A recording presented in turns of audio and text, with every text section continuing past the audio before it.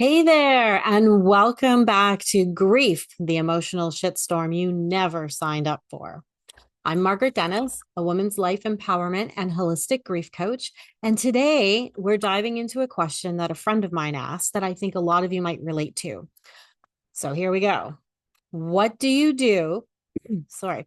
What do you do when you think you're moving forward from the grief of a loved one, but you keep falling back into the same cycle?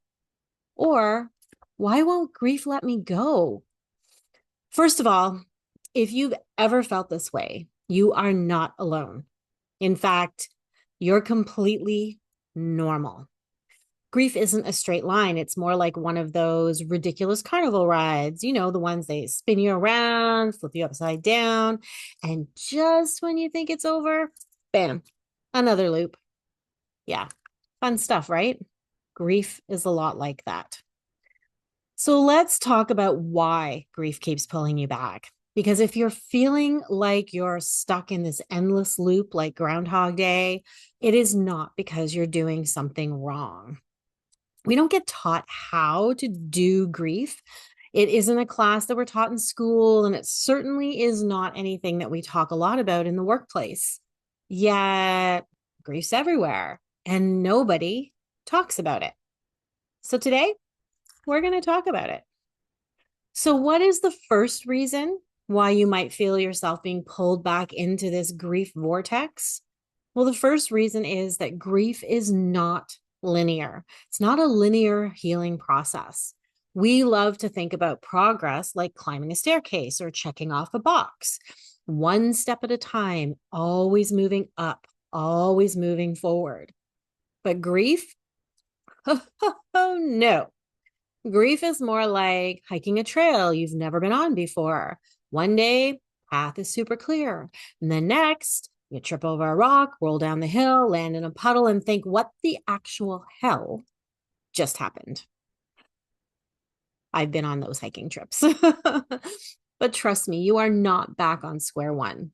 You're just revisiting a part of your journey that still needs to heal. So, the first reason grief is not a linear healing process. The second reason why you might feel yourself being pulled back into your grief is that there are emotional triggers everywhere. So, what I mean by that is that grief has a sneaky way of showing up when you least expect it. Maybe it's a song on the radio, a smell, a random Tuesday morning, or let's be real, the freaking grocery store. You go in for bread and whammo, aisle 5 hits you with your loved one's favorite cereal, and suddenly you're a blubbering mess crying next to the Cheerios. I've been there too. But that doesn't mean that you haven't made progress. It just means grief still has more to say, and it's going to keep talking to you, even if you don't want to listen. So now that we know why it happens, because grief isn't a linear process and you're going to be surrounded by all these emotional triggers, let's talk about what you can do when you feel stuck in this loop, because it's really important to understand how you can support yourself when grief shows up, especially when it shows up unexpectedly. So the first step, recognize what's happening without judgment. That's a big key. Remove all judgment. Okay. The moment you feel yourself slipping back or starting to feel these emotions of grief, pause, take a breath. Instead of saying, oh, not again, I thought this was over, try saying something like, okay, this is grief talking. I hear you. What do I need right now? What's going to support me in this moment, right here, right now? Because here's the truth, you are not failing, you're healing, and healing takes time. And newsflash for you, as much as everybody wants to tell you this, you don't ever get over grief. You move forward with it. It never truly disappears. It becomes part of you. It gets into your DNA on a cellular level, and your body holds this memory. And the deeper the grief and the pain that you experienced,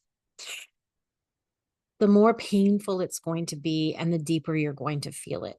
But you have to allow those feelings of grief to be there and feel all the feels, no matter how painful it is, because that's how you heal.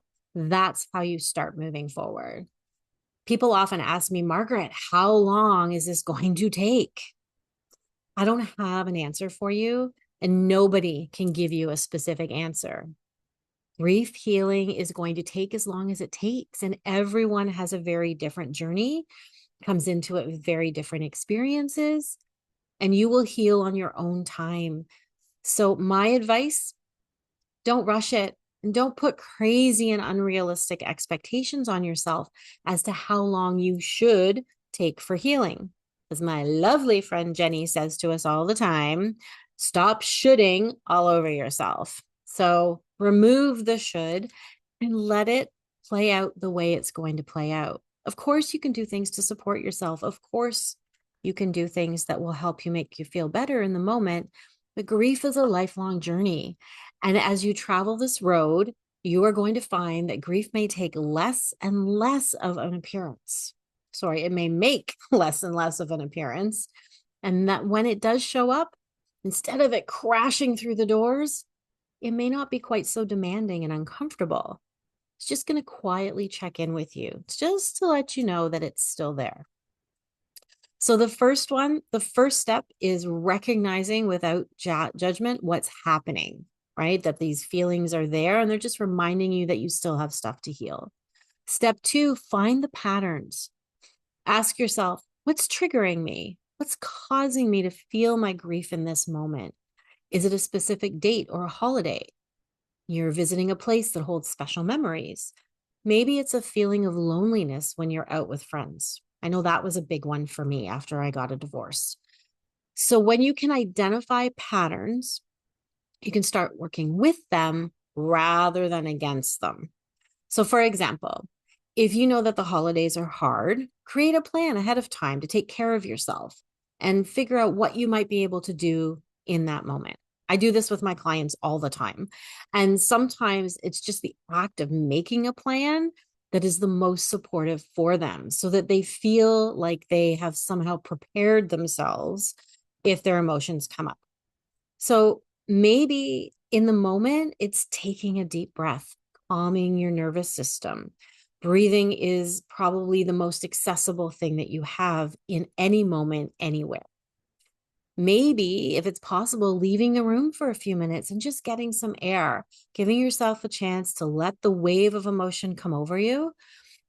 Take another deep breath and then head back in.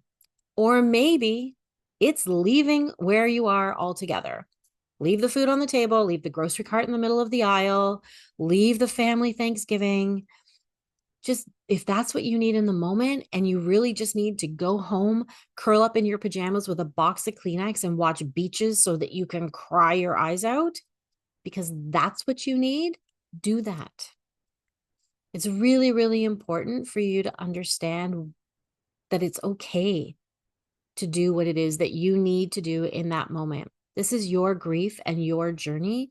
People may judge you, but that's on them. They're not the ones traveling your journey. You are. So really find the pattern, understand where some of your triggers might be. You're not going to know all of them. There are going to be surprises.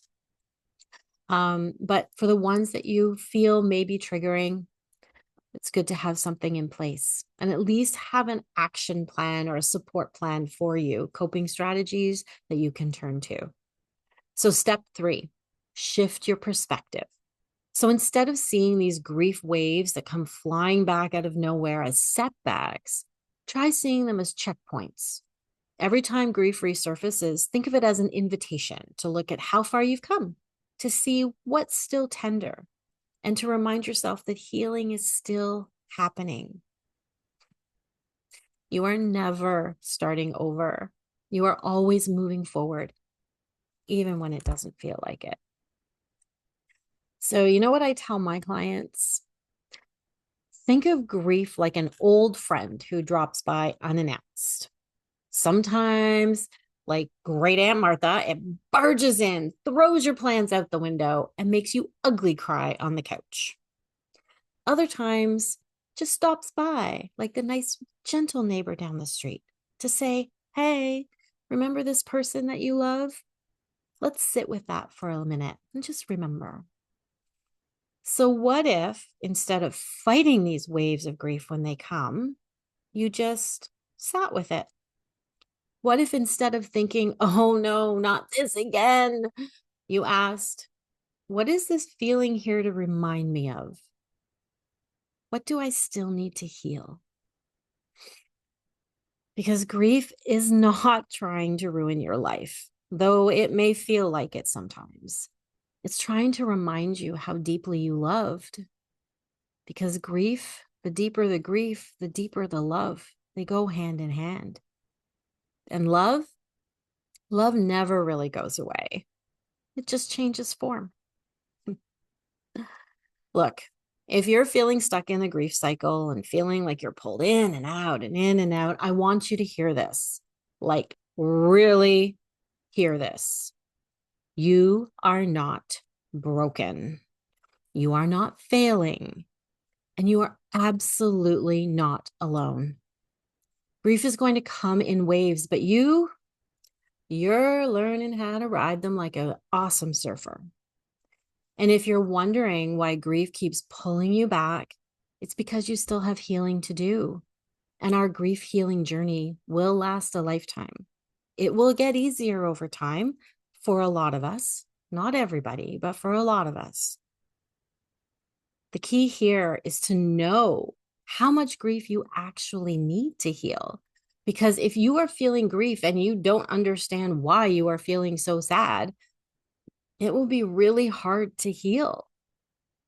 So if you're wondering if you're carrying around grief you don't even know you have, because yeah, that's a thing, I have something for you. Download my free grief assessment, and it's not just another worksheet. This tool is going to help you identify experiences that may have caused you grief in the past without you even realizing it. Because here's the thing, you can't heal what you don't even know needs healing. Knowing how much grief you've experienced in your lifetime is the first step towards truly moving forward. And it can help you understand why sometimes you're triggered emotionally on things that you have no idea why they're bothering you. So if you're feeling like grief just won't let you go, like you keep getting sucked back in, perhaps there's more grief hiding in your shadows that still needs to be healed. So click the link for my free assessment in the description, a free grief assessment in the description down below, and start uncovering what might just be weighing you down so that you can finally begin to release it and start to heal. You don't have to figure this out alone, and you don't have to do it perfectly. Just take the next step. That's all grief really asks of you. So I hope this helped. And if this episode helped you, please hit that like button and subscribe, and let me know in the comments what's one thing you've learned about grief that surprised you. I'll see you next time on Grief, the emotional shitstorm you never signed up for. Until then, remember, you are worth it.